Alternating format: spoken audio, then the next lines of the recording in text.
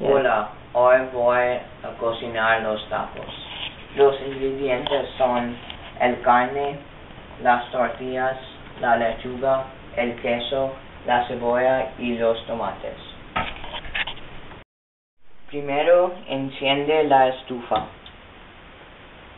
Añade el aceite. Añade las cebollas.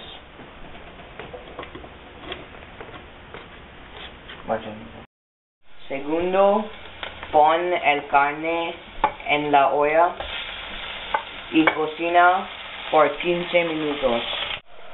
Próximo, añade la pimienta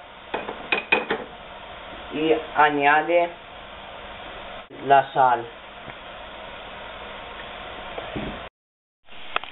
No añade demasiado.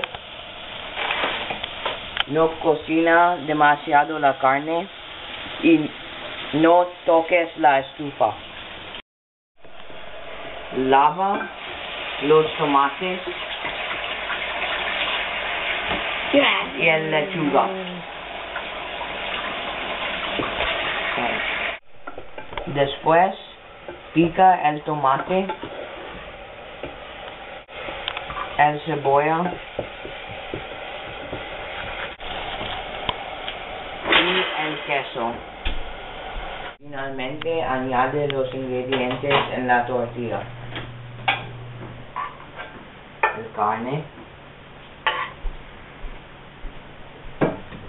los tomates,